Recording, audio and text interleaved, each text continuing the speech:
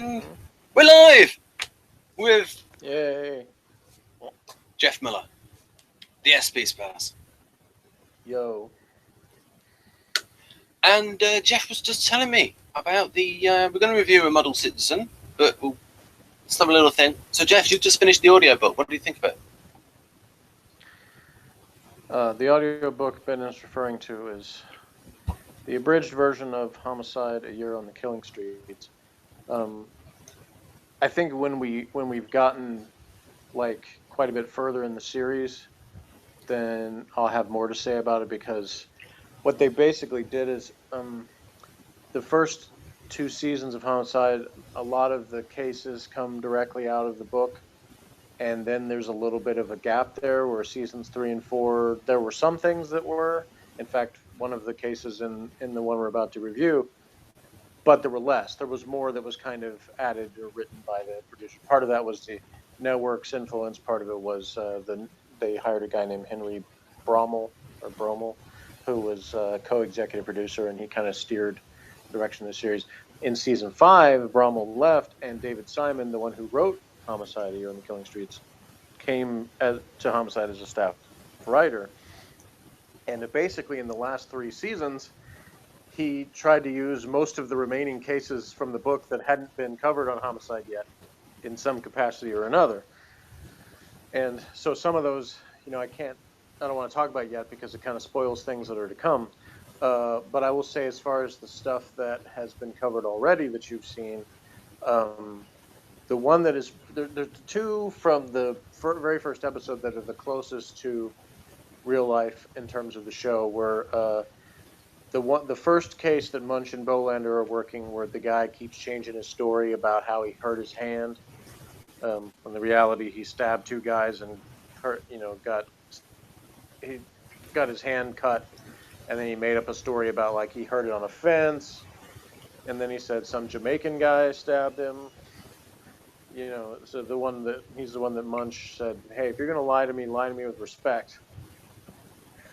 Like a lot of that conversation between those 2 was word for word out of the book, except for the Montel Williams thing. There was no mention of Montel Williams in the book, yeah.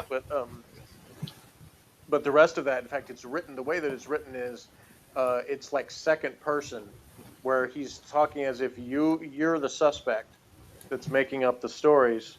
So it's like saying, you never figured that they would go check the fence for blood. So it's basically written in this style. Like, there's several instances where it's saying you are doing this. For like, the book begins with, you're the detective. You're sitting at your desk, and this is happening. And so it's asking the audience to sort of put yourself in the place of these things happening.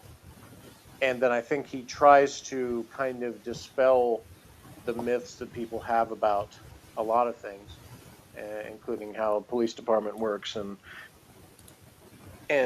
that's sort of the method that he goes about doing it in many cases, is doing the second person thing, where it's like, you're on your way back from whatever, and then this happens. It's like, I'm not a big fan of second person, because immediately when you do that, then if anything that is said is untrue about you, then it's sort of like easy to lose the focus there. Yeah. So, for instance, if you're listening to a radio station and it says something like, playing only the songs you love, but none of the ones you don't, and then the next song they play is one that you don't love, immediately basically that station just lost their credibility, because they told you something and then it wasn't true because they made it about you. Yeah. Whereas if they said something like, the songs that people love to hear, well, if they just say people, then it's easy to be like, okay, well, I'm a people, but I don't like this song, but I like some other. So you don't have that immediate disconnection where you're like, hey, wait a minute, that's not true. And also, if they use that thing of that device where you're wondering if it's a lie, it's like that offers them a huge cop-out device that they could go to in terms of, they lied. And so the reason I say that is to say that in general, I'm not a huge fan of the second person style. However, it's somewhat used effectively in the book because it's not ascribing a set of beliefs to you or anything. It's sticking to like the facts of what's going on. And so it's basically sort of it's putting you in the place of whoever this is. And yeah, there's some editorializing obviously, but it's still like it's sort of taking you into the world and saying, okay, it's more like a choose your own adventure book, except you don't actually get to choose. He's telling you what happens, but anyway, I thought that was somewhat effective. And yes, I would have liked the audiobook to be unabridged. It's not. I was able to find some more of the book that was not in the audio online on Google Books, but they only have part of it. So there's still some of it that I haven't read. I mean, but that infuriates me, when it's abridged, and it's like. It didn't infuriate me, but it was disappointing that they don't have the whole thing on there. I mean, like if they go like, if they were honest about it and go, well, stop now, miss a bit out, buy the book. I mean, yeah. In fact, in a couple of situations, the part they leave out, once I was able to see the text of that part, I was quite disappointed because they left out some funny parts and some details that would have been good to have in there, like all the background stuff about Harry Edgerton, the guy that Pembleton was based on, including stuff that was directly put into the show, like that I had even forgotten about. Like in the first episode, Felton says something like he thinks he's better than us because he listens to Emmylou Harris, and that was one of the things mentioned in the book, that Edgerton was distant from his colleagues for several reasons, and a lot of it was his background, and that his tastes and interests were different from anybody else in the squad. And one of the things specifically cited that he listened to was Emmylou Harris music. So, why did they remove that? I don't know. I feel like they got to cut things for, abridged for time. So, I mean, it's a load of old nonsense, because it's just like, I don't like, because there's lots of people that don't want to read a full novel for many reasons, including, hey, they can listen to an audiobook when they're driving, they can listen to an audiobook when they're doing other things, like say working on the car, in the garden. Like, there's many different things, as people know, you can do while listening to an audiobook. And it just irks people. Yeah. Anyway. Right. So I will give it a number out of 10 after Jeff has told us the story. Yeah, I was going to say we'll talk more about the book later on in future. I'll say who the narrator of the audiobook version is, because it's a cast member, but I'm going to hold off on telling you which one. I would love it if it was Pembleton, because he's got a nice voice. So, the episode we're reviewing today is A Model Citizen, which is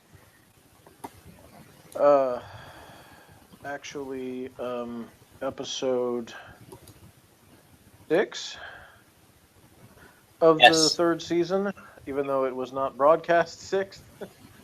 The proper episode. In fact, should have. What? I was just I could show people what the difference was in order. Is it okay if I show people the names of the upcoming episodes? I mean, I guess if it's brief.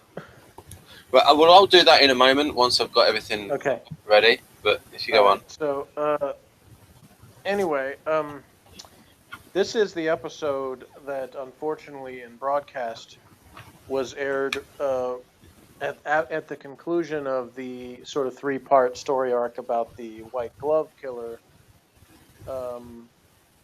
And towards the beginning of this episode,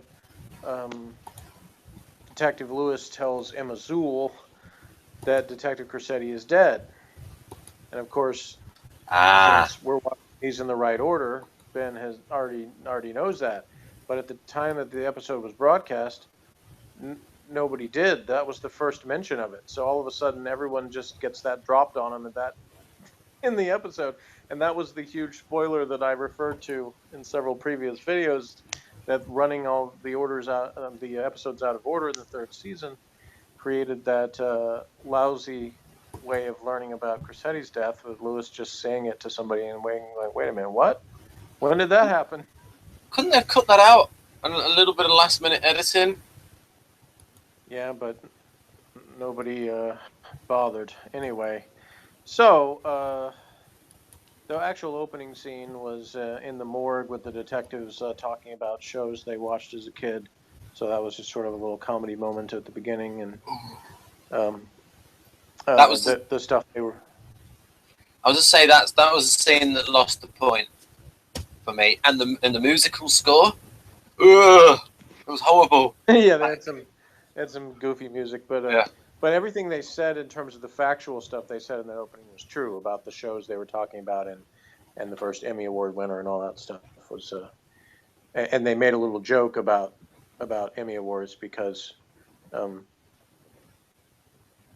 as you may know, Homicide was somewhat overlooked when it came to Emmy Awards over the years, and so there was already a little bit of a feeling of that going on. So they took a little dig at the Emmy Awards for giving stuff to puppets and things like that. Anyway, so a young man comes into the squad room, and after getting the detective's attention, tells them that his brother has been shot. Generally, they don't believe him because his story doesn't seem very believable, and as it turns out, it's not exactly how he said it happened. He claims that his brother was shot at the bus stop, and that he fainted, but then he woke up and there was a river of blood, and that's how he knew his brother had been shot. Whereas the reality is that he actually shot his own brother by accident, and that's a case directly out of the book, where there's the kid that comes into the squad room and keeps changing his story, and then they go to the apartment and search for the gun.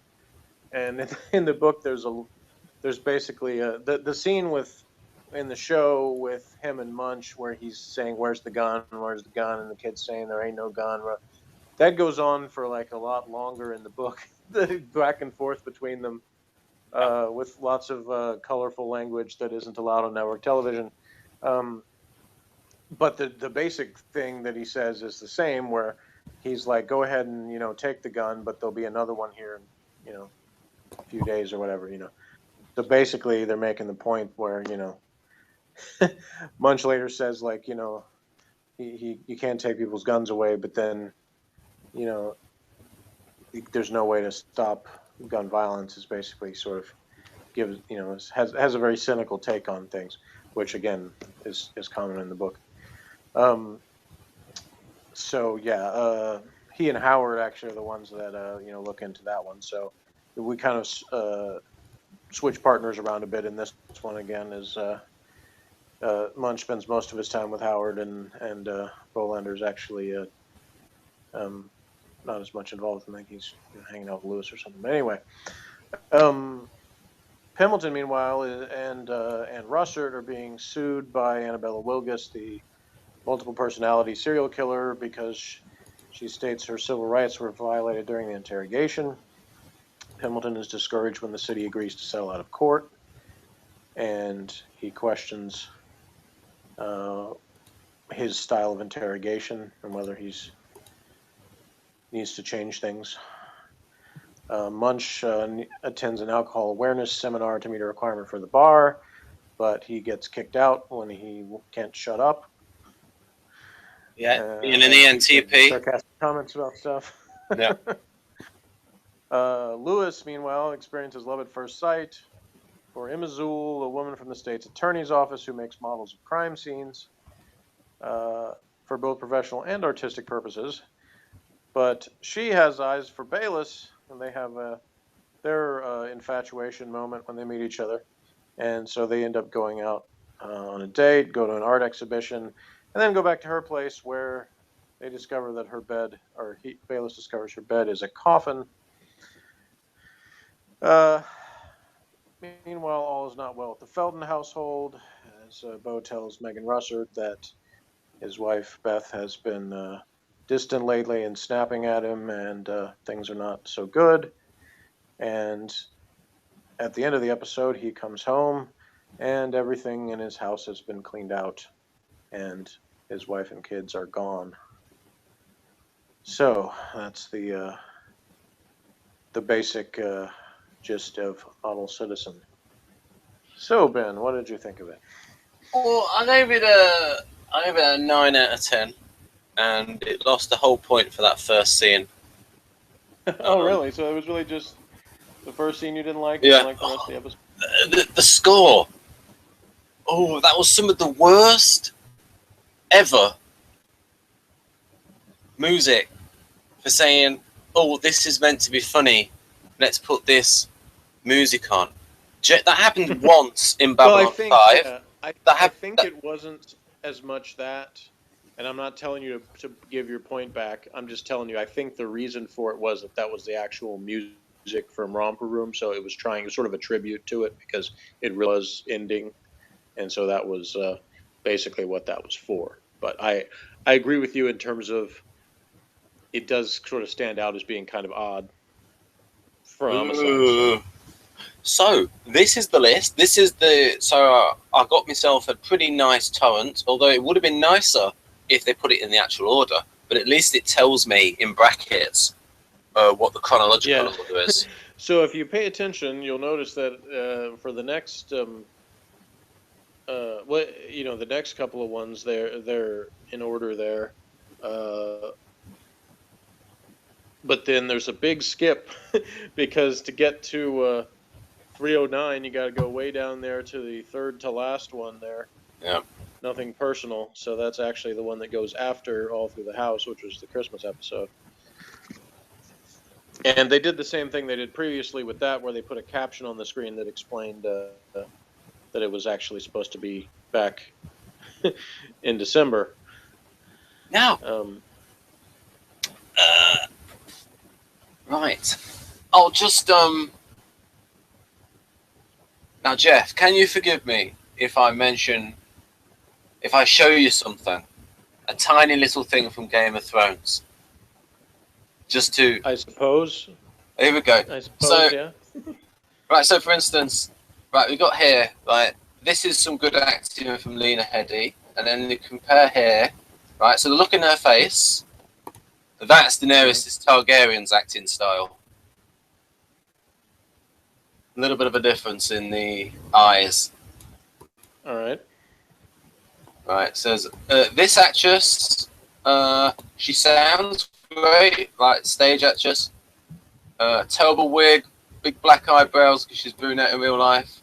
Terrible. Anyway, but now I want to show you this because there's a comedy scene here about seeing a beautiful woman naked for the first time. What is better than that? Killing another cow? Yes, killing another cow. Conquering a city and taking her people as slaves? And taking her idols back to Vast Jothrak, their capital? Breaking a wild horse? Forcing it to submit to your will? And I like the expression on his face when he's like being corrected. And again, he's annoyed. Seeing a beautiful naked woman for the first time is among the 5 best things in life. And then they agree. And then you get this stuff here. This startled eye acting from her all the while. And I'll just for comparison, get my scroll wheel on the other mouse. Very subtle acting. There you can just see her eyes watering. Alright, now we can go to some grabs from H-Lots. And I think I will use this one as the thumbnail because I like the look on Bolander's face. I think I'll go with this one. And then there's something on the board on the menu. People wouldn't see that on a thumbnail, they wouldn't see that. But I think I'll go with that one. What do you reckon, Jeff? So were you making some sort of comparison in terms of acting styles, or I'm not getting how they are related? Yes, between these two things here, and basically it is total self-indulgence that I wanted to, like, I thought I'd show Jeff a little bit of this, try and get him into Game of Thrones, because then we can review something that will get a load more viewers, like 10 times as many. Well, don't do that. But so you didn't have any actual other purpose other than just wanting to work that in somehow? Yes, that's why I said forgive me like half a minute. I'm sorry. Well, I forgive you, but I was waiting on the payoff for how this was related to the Homicide episode. I'm sorry. No relationship whatsoever. All right. So anyway, what did you think of this episode, Ben? Not Game of Right Thrones. then, I have done my homework. I have written down some notes, and I did it whilst having a bath, so the paper's a little bit wet. So that's perfectly fine. Right. But so, obviously, if you gave it a 9 out of 10, you must have liked it quite a bit. So yeah, I mean, with these, I want to use a consistent method of scoring these episodes where the actual premise of the program and the genre is not quite my cup of tea, and I like the things that are not to do with the premise of the program. So, for instance, the humor and the characterization as things that stand on their own, I like those things rather than the actual cases and things like that. I would say I like some of both, because I think a lot of the actual cases do sort of get into characterization, because you see how they react to different things. So the one difference, I guess, between us might be that, like, the personal relationships do more for me than they do for you sometimes. Yeah, it's like some of them I just find a bit. And as far as the actual cases themselves, the things that I do like is a certain amount of, I'm not sure exactly what to call it, some of the ceremonial things, because I've always had this kind of odd attraction to certain, like military hierarchies, and we talked about robots of death on Doctor Who, how they had the different classes of robots, and how that was discussed, and then Homicide, the sort of, it's not as much about rank, but like things like the board, for instance. I have this kind of thing where I like the board and the way that they always have, like, who's the primary detective on this case and how that factors into different things. And I almost spoiled something, but I'm not going to. It's not. It wouldn't be a big thing, but it's just something I found amusing. But we can talk about that way longer later in the series. Just a slight digression is actually the Socionics, Victor's model of the ESFP, just sort of like give them a little bit of intellectual credit in that he reckons that the ESFP is stimulated by launcher TE. So, like I said, those little things, like a system, maybe a little bit of resourcefulness, something that's a little bit in order. And there's like a little part of that where you go, oh, I like that. I like the way it's organized. Yeah, just a little thing. I look at it as that, as SPs, we're the rebels, but in order to effectively rebel, you need a certain structure so that you can rebel against it. You need the walls to be built just so you can break them.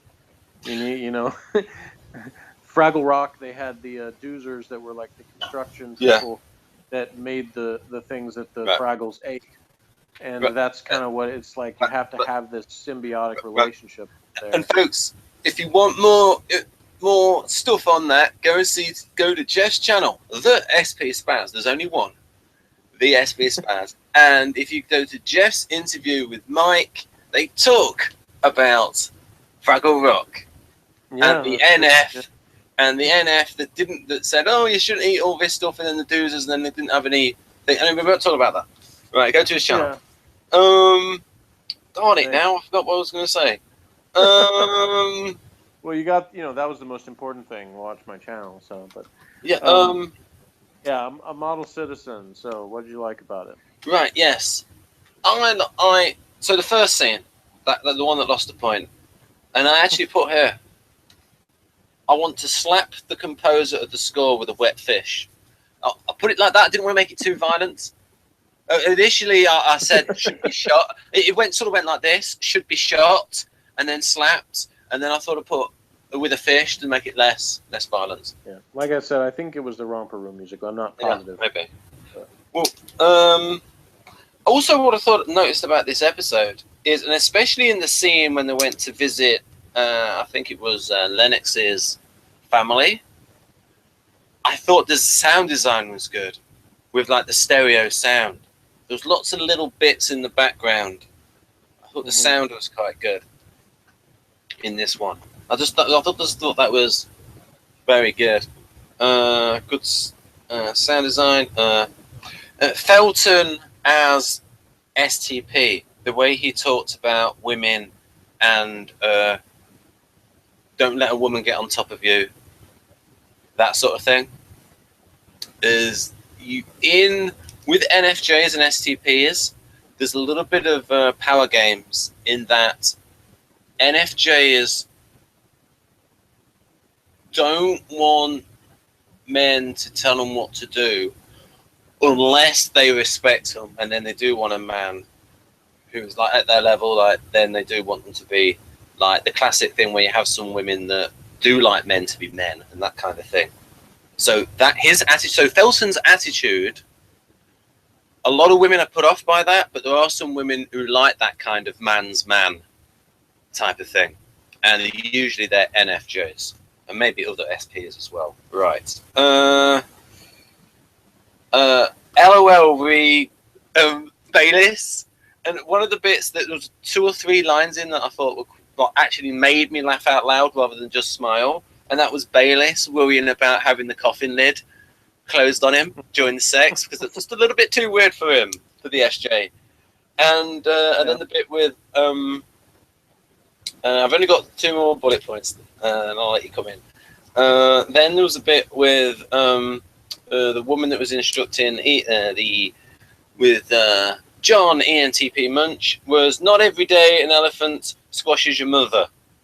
Now, one of the reasons, folks, if we're going to go into a little bit of theory of things are funny for various reasons, and one of the reasons why things are funny, and there's like different categories of humor, is mental imagery. And when you hear something like an elephant squashes your mother, you can see an image of that flash into your mind. And that's one of the reasons why that kind of thing is funny. Mental imagery. Right. Then we got Munch in the scene where he gets thrown out is like a classic example of an ENTP being FI break. That's just a tag. But what that basically means is, in English, is the ENTP can be inappropriate when in search of being funny. They tend to not know where the line is from the point of view of certain people who go, hey, that's not appropriate in this situation. And we've already had multiple instances in the show of Munch having that very thing when he's clashing against someone else's idea of what's appropriate in the situation, and he has a problem with shutting up. I would say, though, it's not limited to ENTPs, because I've been in the exact same situation in terms of being in a class and there being too many opportunities for comedy based on what the teacher was saying, and I got in trouble for talking to the person next to me doing that exact same thing that Munch was doing. Of course, I wasn't an adult yet, but still. But actually, that's not true. One of the times I was, because there also happened at a class that was at my work.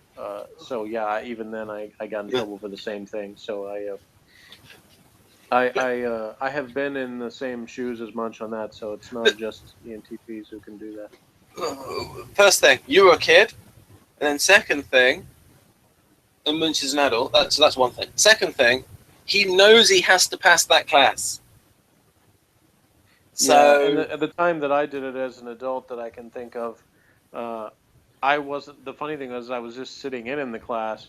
I wasn't actually taking the class, I was actually sort of supposed to be not an instructor, but basically there to sort of see whether the class covered everything that I thought needed to be covered, because it was about paperwork that involves me, some of it. Uh, but I had friends in the class that were taking the class as assistant managers, and I was a little bit too vocal in my messing around with them while the teacher was supposed to be. Yeah. So yeah, definitely relate to Munch on that one, even though I hadn't been in the specific, wasn't an alcohol awareness thing or whatever. But I could see myself behaving very similarly. Yeah, I mean, that's like, I do think ENTPs look for the humour in it, but again, that wasn't. Anyway, we're going into typology now, where I would think, oh, I could say that, but I'm not going to say that because I want to get this certificate. But anyway, it's still within plausibility and it's within his characterization. So 9 out of 10 for that. And I don't know why I just did a red rectangle. That's strange. So no points. Maybe the attraction from the actress when they first meet Bayliss, although it was played for comedy, Meldrick sort of doesn't seem to pick up the signs that quickly that she's not interested. Like when he says, like, hey, do you want to, at the drink? And he says, oh, I'm not thirsty right now. And he didn't, would you like a drink when you are thirsty? And then, so. Well, I think he probably did sort of pick it up, but then you have to understand, like, in some cases, you ignore it because he wants it to be. Well, yeah, in some cases, there's kind of playing hard to get, or, just not, there's different sort of games that get played there. So, at first, he's infatuated, right. So that clouds his judgment, but also he may not know that she's necessarily being serious in her responses, and she's very friendly. So and as the episode goes on, reveals herself to have lots of interesting ideas. So yeah, halfway through, I thought it was going to develop where she's a little bit of a psycho, a little bit of an obsessive person. If Morgan was in the room, I'm sure he would say, yeah, she is. What do you mean? Because he said the same thing about Felton's wife. Well, Morgan's an ESTP, and he has, and of course in Kersey, SPs are opposites of NFs, and I think for the ESTP, they are the most opposite of the NFs. Of all the artisans, they are the most opposite of the NFs, because ESTPs are FI polar, and NFs are about authenticity and values and all the sort of things that we tag as FI. Yeah. Oh, one thing going back to you and systems and stuff, it's a little bit of a compensation for ESFPs don't like stuff that's like theoretical and too abstract and not rooted in reality, whereas TE is like, oh, this is sensible, practical thinking. Yeah, so it's a way. That's the thing is we actually, that's the little known fact about ESFPs and SPs in general is we actually do like order. It's just we don't want to be restricted to it. So it sort of seems like a paradox, but it isn't really. It's just sort of we have to have that to sort of have a balance in our life, Yeah. So maybe it's a feature of mature SPs, the older SPs. Somewhat, but I think there's an attraction to it even as an immature person. It's just harder to describe. It's just sort of you need that as you're growing up. You need somebody else to sort of instill that in you. Oh my God! You don't appreciate it until you're older. But there you go. You've just touched on part of the socionics theory of attraction. Somebody else to instill it in you in terms of duality with the SFPs, with the NTJs. Like I said, someone like Ted Cruz, a female Ted Cruz, you may like that type of person. There is a female Ted Cruz. You didn't hear about that yet? I don't think you'd maybe like her like giving you 3 bullet points all the while. Anyway, they might say something like, "Take out the trash, wash the car, sweep the yard." Every other day. that sounds like a nightmare. Anyway, so yeah, I liked the dynamic between sort of the love triangle thing we got going there. And Lauren Tom is a good actress, but I honestly found myself feeling like I didn't find her personality that attractive. So Yeah. to me, it was actually, I could understand why both Lewis and Bayliss would, for sort of different reasons. And I understand that sort of magnetic thing that somebody has, regardless of their personality, to sort of draw people to them. So yes. So yeah. Yes, I mean, I would say that I think men have a sort of rule, like if a woman's really attractive, again, it's like the thing with they start at a 10. If they are a 10 physically, then there's got to be a lot of downsides to get some points knocked off. You mean like the hotness crazy scale or whatever it is? Yeah, so for instance, if you see a woman who is a 10, but then there has to be some really negative personality traits to then lose some points. Because a guy might think, yeah, she's boring, who cares? Right, I've used that as sort of a test when it came down to certain things where I would say, well, I don't like such and such and such and such and whatever about a particular woman, but then I always say, well, but if she was really hot, would you forget all that? Mm-hmm. So if the answer is yes, then it's not that important. Yeah. If the answer is no, then obviously it rises to enough of importance where you're like, okay, this is kind of a deal breaker here. Yeah, and I've heard women say that. I mean, someone like the guy who plays Bayliss, a guy like that who's like handsome and like 6'4". Like, if he's just like a boring SJ with a lot of women, it's like, who cares? He's still a 10. Yeah, and again, there's people, there's different stuff people are attracted to in both looks and personality. So there's obviously a lot of factors into that in terms of, and when I say personality, I don't even just mean personality type. And I don't even just mean in terms of like a particular style, how they are like romantically. It's just more like how someone carries themselves can be a factor in that. And so you have people that are attracted to sort of the, innocence or kind of naivete, or, that in itself is an attractive thing. And some people are the exact opposite. They're attracted to someone who seems experienced and confident in whatever they're doing. Yeah. And there's people that are, attracted to someone who seems smooth. And then someone who likes sort of someone who's more awkward and seems a bit goofy. And, so there's flip sides of all of that are more or less attractive depending on the person. So is that attractive to you, Jeff, the naivety? Not especially, no. Because that's part of the theory of SPs with NFJs. Where? No, I'm attracted to a kind of. I hesitate to even use the word innocence for that. I'm attracted to a kind of.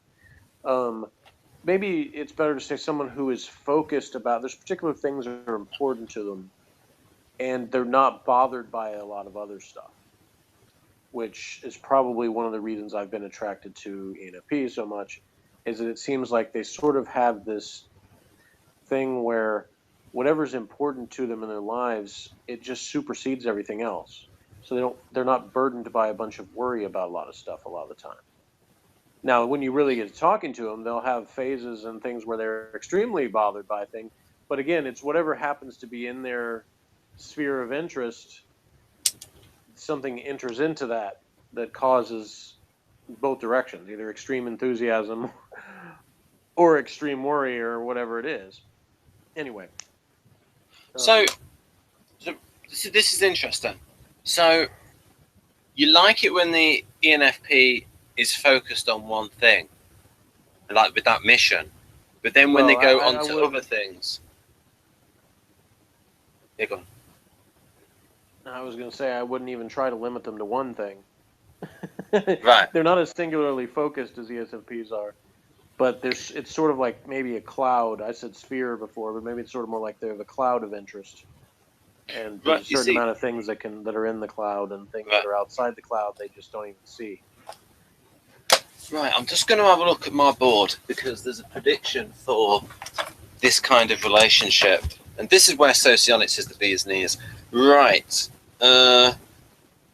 Right, yeah, because in certain relationships, it's like you see parts of a person where they like that part, but they don't like, and they clash. So in the theory, like you're saying there, that someone who's concentrated on one thing.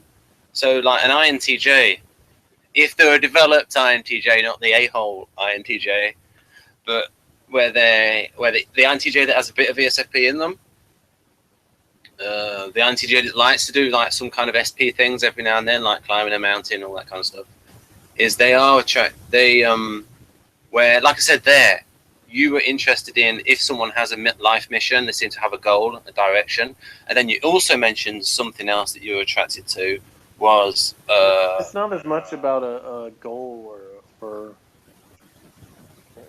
it's more just about what they're interested in. It doesn't have to be a focus. How about a focus? Yeah, I don't know the right words to say. I'm my biggest thing is that I so lack for the right words to describe stuff. You used the word described earlier on, and I felt like saying that's a big word for an SP. Describe? But I didn't. No, you said ascribe. I think you used the word ascribed. Oh, that's no bigger than described. But yeah, you are, and then lots of people haven't read Jeff's reviews, and maybe in future we could do a video where we go through some of his Doctor Who reviews, which are well-written things. Yeah, thanks. Yeah, I can do that. Right. I haven't got. I mean, this is what's happened before. It's like when I like an episode and like I can't find much fault with it, it's like I don't have really much to say. Did you have any thoughts about the stuff with Munch and Howard talking about the job and guns and all that kind of stuff? Was there any stuff like that? I felt that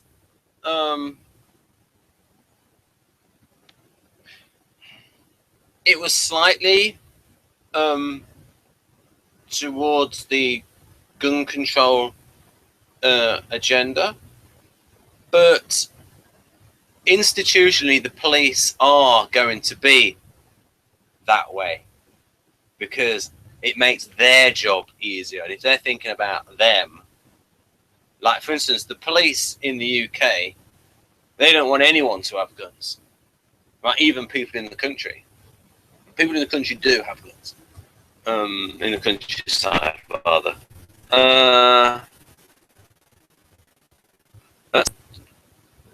There was a slight bias there, but it wasn't too far. It wasn't like you'd get with like some things where they'd have like a real one-sided speech about it.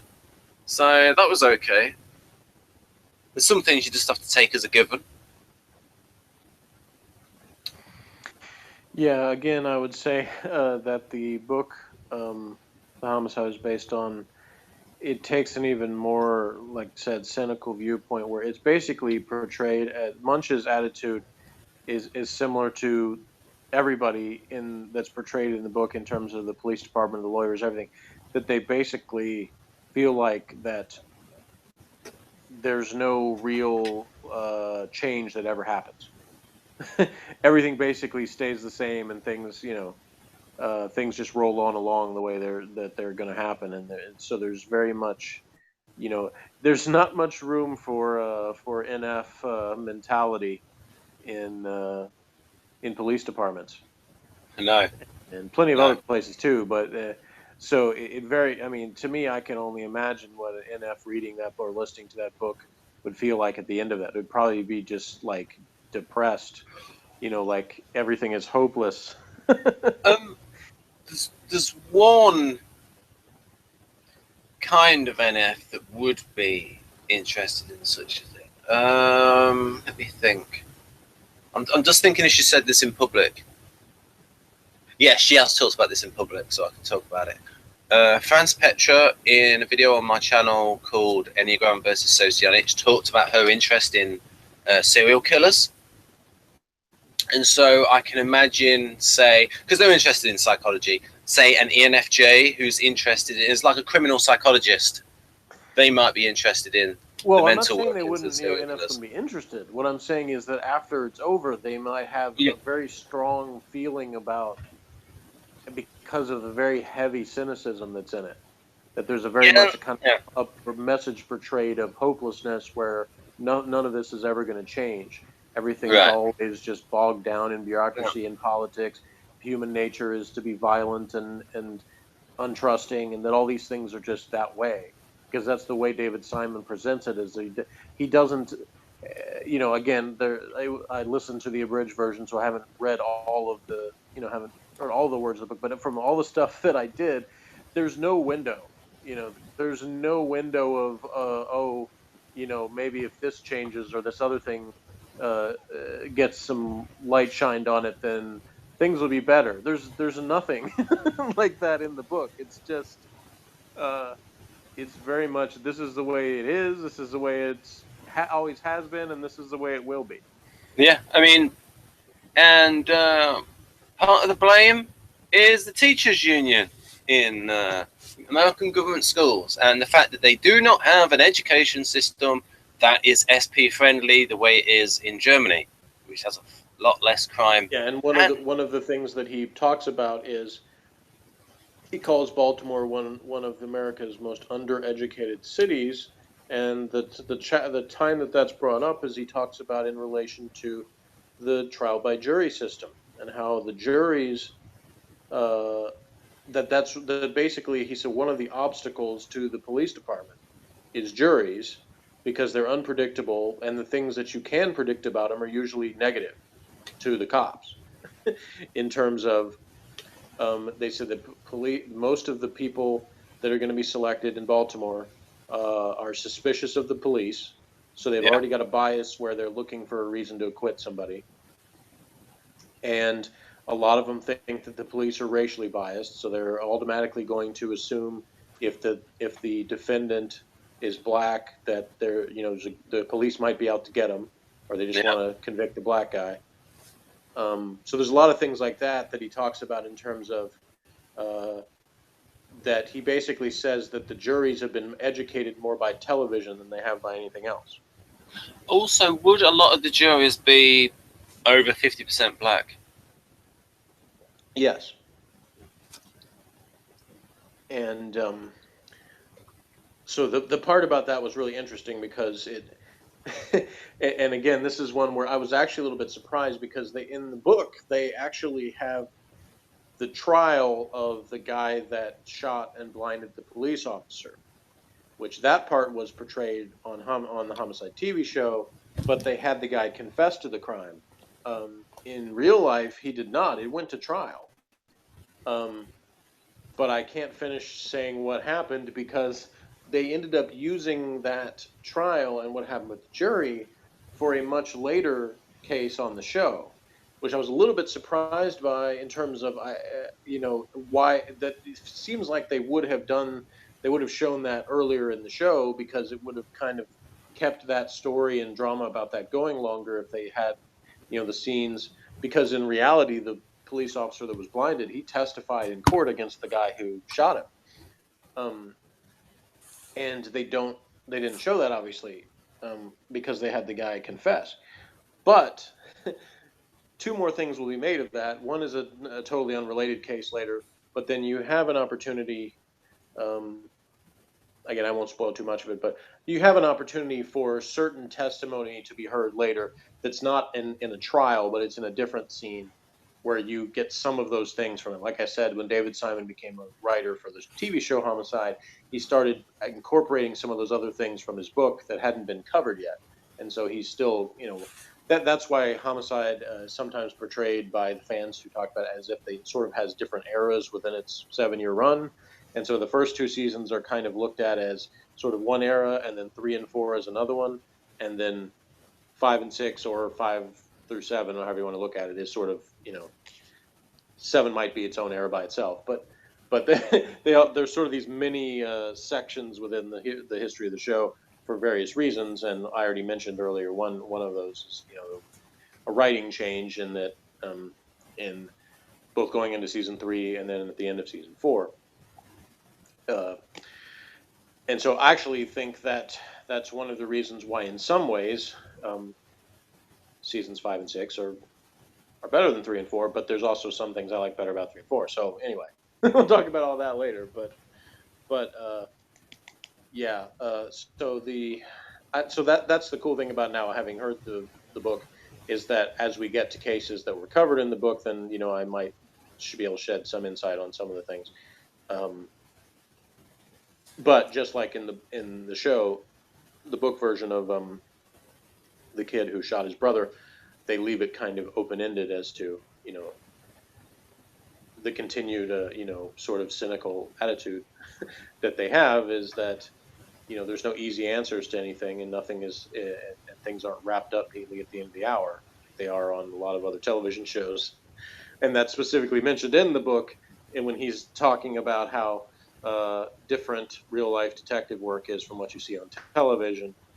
And then there's a case where he specifically talks about how this is one of those rare cases where this case is wrapped up like it would be on a cop show, where everything's all nice and neat at the end of the hour.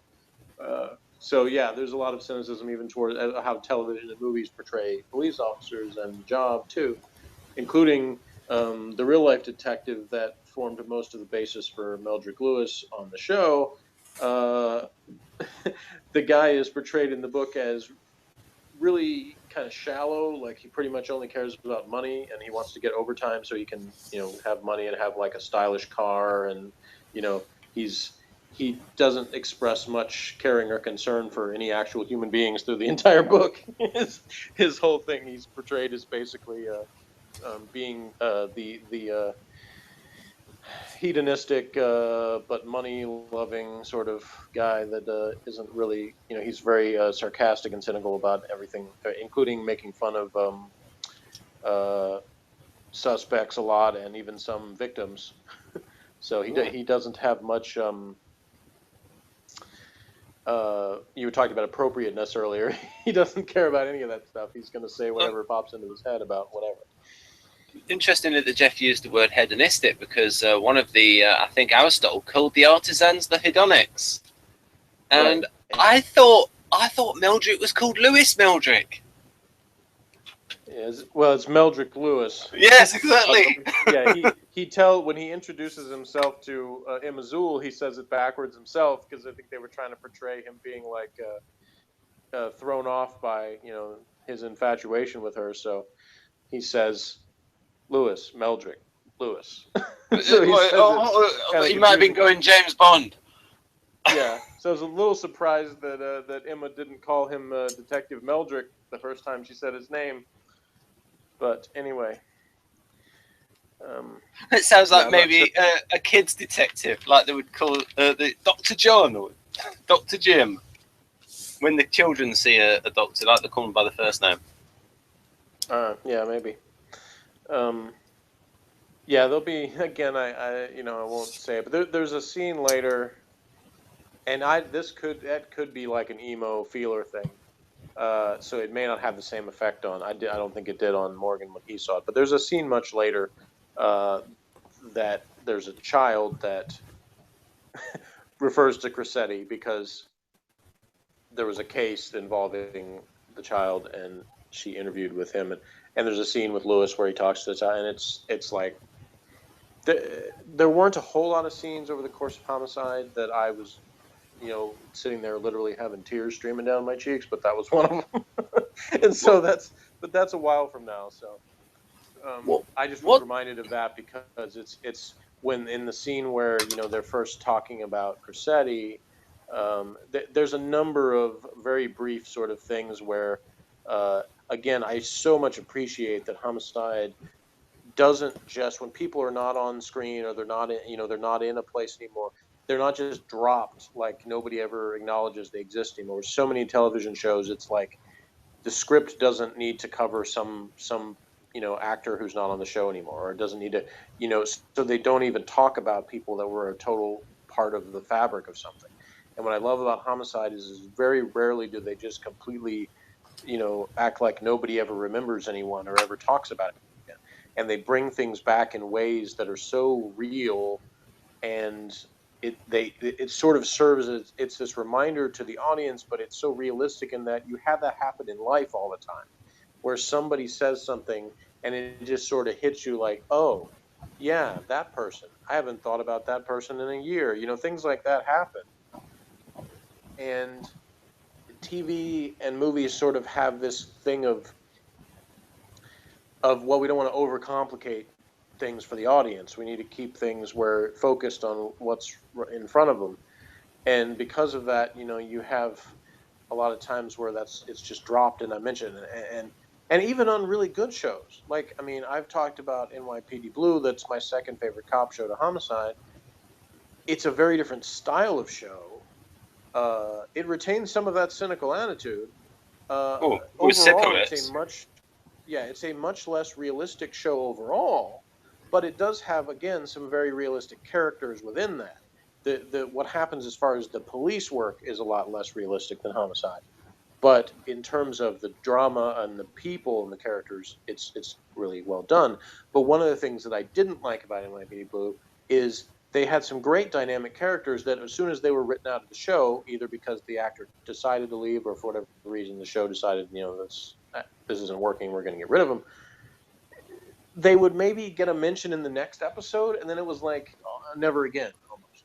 There were way too many times where I'm like, there were some times where they would bring somebody back, but a lot of times it was just sort of like person was such a part of this, and then they just get dropped. And one of the things I like better about Homicide is that rarely happens. So I love all of the little references that happen to the people that aren't there anymore, especially because they're not done in a way that's like they're just name dropping for, hey, remember this person exists? It always feels very natural in the way that they do it.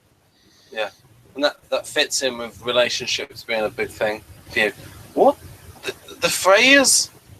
What does interviewed with him mean? Interviewed with him? Yeah. Did somebody interview them? Who? Well, you said something like interviewed with him for Cressetti. What?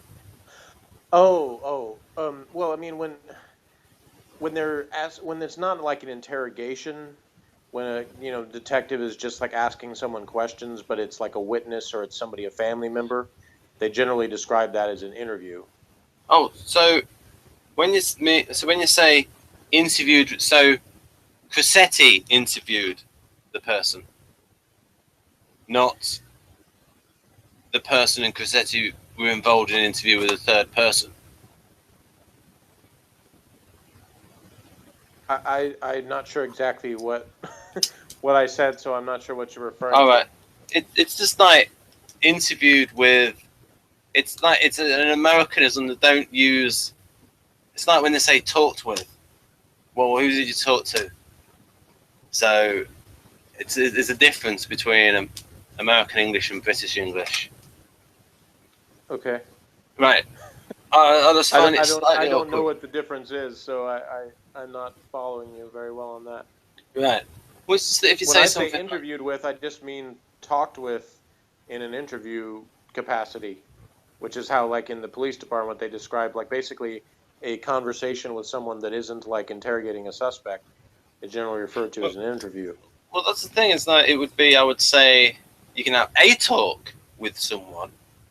When you use an M, when you say talk with, well, talk with to whom? talk with the person. What, like they were a puppet? No. That's what I mean. You It's lost like, me on that. yeah. Well, if I were to talk with you, then I'm talking with you. I don't know why that's You can have a talk with me. That sounds weirder to me. Yeah, because and generally, I don't know very many people that refer to a talk, and not that nobody does. I have heard that before, but it sounds sort of formal, I guess. I think that or they would say it in certain instances, like I need to have a talk with Steve or whatever. Yeah. So yeah, but they would also say I talked with Steve. Like that's just sort of it's not necessary to put it in the form of a noun. Oh, I would say two. I talked to Steve. Anyhow, Well, but that is a different connotation though, because if you talk to someone, it implies that like you're sort of being the directive one. We're talking with is more like an engaging conversation, give and take. Yeah, but it fits British grammar better. But anyway, American grammar is its own thing. It's its own rules. Right. So, and I will agree that at least the way Americans say maths doesn't have that horrible zzz in it. The way when we say maths, we've got zzz, because I don't like Americans don't say maths. That's the point. So Yeah. really, math sounds better than maths because I personally don't like the tss sound. So, for instance, J. Michael Straczynski once said, he wrote about this in his script writing book, that you want to try to avoid S's in dialogue. And then he gave the example, some stars are simply staggered by sentences staggered with S's. Yeah. And of course, there's some things where they play that up on purpose to demonstrate like a speech impediment or a verbal thing that somebody has. And we can end with this, where he gave the example of sometimes he wrote a line of dialogue that he apologized for, and I think it was something like, Lowell, can you recalibrate the station's external sensors to search for energy sources outside the station? And he had that printed up on someone's t-shirt with I survived on it. So it was, Lowell, can you recalibrate the station's external sensors to search for energy sources inside the station? So there's a lot of s in there. Well, no. Okay, you said that was a Babylon 5 person? Yeah, J. Michael Straczynski, the creator of Babylon 5. Okay. Who was also, did you ever watch The Real Ghostbusters? The cartoon? Yeah. Yeah. He was the main writer, the script editor on The Real Ghostbusters. Did you ever watch He-Man and She-Ra? Yeah. He was the main writer on that as well. And he was script editor. And he's written a ton of films since 2004, because just like Homicide, Life on the Street... am I right in thinking that when Homicide, Life on the Street went on to DVD, that it became a huge success on DVD?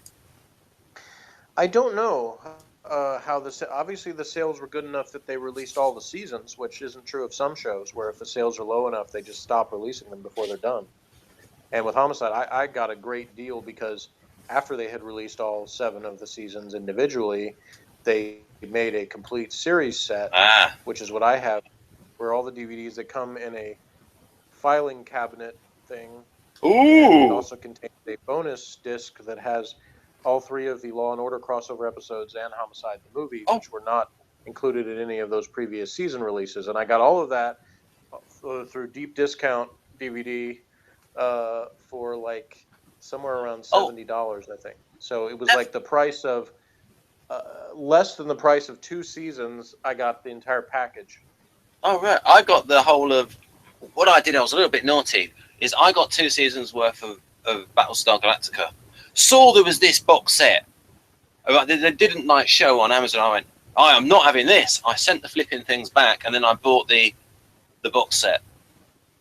Yeah, and so there's things that like I didn't double dip with, like Doctor Who did the Key to Time. They re-released them as like this deluxe bonus set or whatever with other stuff. But I had bought them individually because it was just cheaper for me to do it that way at the time.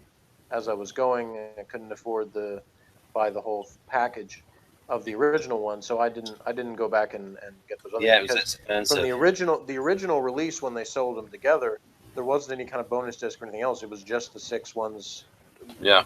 Together. So it was overall cheaper if you bought them all at once, but it was still too much more than I could afford at the time. So I just bought the individual ones as I went. So. Yeah, I mean, and there's a whole thing. Those Doctor Who DVDs is got to be one of the most expensive series, because although a Star Trek series is like $50 or $60 for like a whole series of 26 episodes, those Doctor Who ones, like if you add up like a season. In the original Star Trek, when they first released them, they were like $100. Yeah, for each season. Yeah, but like, say a season of Doctor Who stories. What do you get? Like 6 stories a season. So if you add up the price of all those, yeah, it depends on the season. Yeah, the first few were a lot more. They were running almost soap opera speed in terms of the production schedule in the first few years of Doctor Who. Hey. Oh right, the original. Sorry. I thought you meant the way they're releasing the DVDs, because they released the DVD very slowly initially. In terms of the TV production. Yeah, 34 episodes. Yeah, even more than that. There was 42 in at least one season. Yeah, which is a lot of work for William Hartnell, especially when. That's why in those early years they would have episodes that the Doctor wasn't in, because and even the companions would have, when they had vacations, they would just not be there for an episode or two. And speaking of American English, I actually prefer that word to holiday, because I actually think holiday should be holy day, like Christmas and Easter. Go on. For that, vacation. Yeah. Yeah, so I think in America generally, when somebody says holiday, they mean the actual day. Yeah. Yeah, like a holiday meaning like Christmas, Thanksgiving, Easter, whatever. So yeah, it's again, that's another thing that's sort of like a more formal sounding thing too, because like something like, the movie Mary Poppins, when he sings the song about Jolly Holiday or whatever, that's it's sort of seen as an old-fashioned way of referring to a vacation, calling it a holiday. Yeah, so it was that song Holiday. It's sort of like using it. So it's more really nice than vacation. I don't know. I thought Vacation We've digressed. Was better than Holiday. I've never heard that. You never heard Vacation by the Go-Go's? No. All right. Well, when we get done with the video, then go look it up on YouTube. One suggestion is, could you have a photo taken of your DVD set, and then you can send the picture to me, and I can show it in the next H-Slots review? Probably. Did you want to do that Thursday? Yes, because that's what we're going to try and do in future. Because then because I think you do some stuff on Wednesday. I think we've been like just picking Morgan up on Wednesday. Well, yeah, I mean that only takes me a few minutes, but yeah, I mean generally over there until 8 on Wednesday. Yeah, and by doing it on Thursday and Friday, it gives you a break between the weekend and Tuesday. And then you get a break on Wednesday. In this particular case, I mean, it's entirely up to you. But in this particular case, I could do it tomorrow if you wanted to, because I've already watched that episode again, because it's the last one on that disc. So I went ahead and watched the next one. So that I was done with it. Well, Wednesday night I'm doing a hangout on, and then I just like getting into a routine of. You know me, I'm a wannabe J, but most of the wannabe J. That sounds wrong. If I had to do wannabe J, I shouldn't say that though. I was saying in this particular case that if you were able to do it tomorrow and wanted to, that I would be prepared to do that, because I've already seen it. I mean, obviously I've already seen all of them, but I mean, I already saw it again, so it's it'll be fresh on my mind. Right. And then we can, if you do the commentary on 2 episodes on Friday, then we can record. Okay, what? On a couple of reviews. What now? What are we talking about? Blakey 7. Oh, well, that kind of depends on whether or not Morgan wants to continue watching it, because he probably won't be with me. So. Right. Okay. Because we alternate weekends, Anyway, we can talk about all this off recording. So yes, all the behind the scenes stuff. So yeah, just give people an example. Yeah, go on. For Model Citizen, I would probably give it a 7 out of 10 myself, because I like it, but it's not among the greater episodes in my opinion. It has its moments and it has its slow parts. And again, there's one thing Morgan and I sort of agreed on is neither one of us were really a big fans of the Emma Zoole Bayliss relationship, so that part's a little bit boring to us. And so I can appreciate some of the scenes anyway to sort of the characterization of the two people, but the plot itself is not that interesting to me. So it has its funny moments, and then the next episode has some more funny moments. Very good.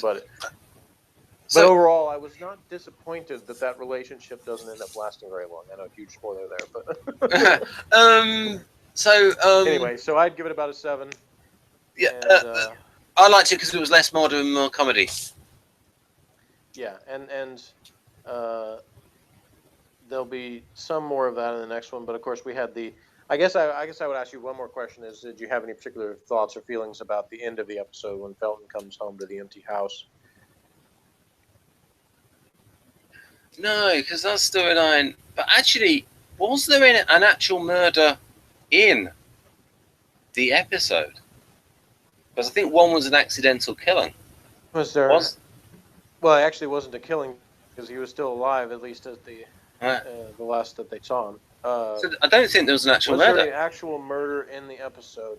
Well, they did. Yeah, they did come up to a body. Because remember, at the Munch and Bolander, there was a. I think maybe I'm getting mixed up with the next one. Well, I don't think they were actively working on a case that was murder. Yeah, it might have been one of those that more like they were working on cases, but they didn't. They weren't actually like showing up to the crime scene in any capacity. And I think. See, again, I watched both of them the other night, so some things I'm maybe thinking of from the next episode. Oh, yes, I remember now. There was good characterization of Pembleton. I should have written that down. Of Pembleton about all of the stuff about where there were the woman was suing, maybe because of the lawyers trying to get the money.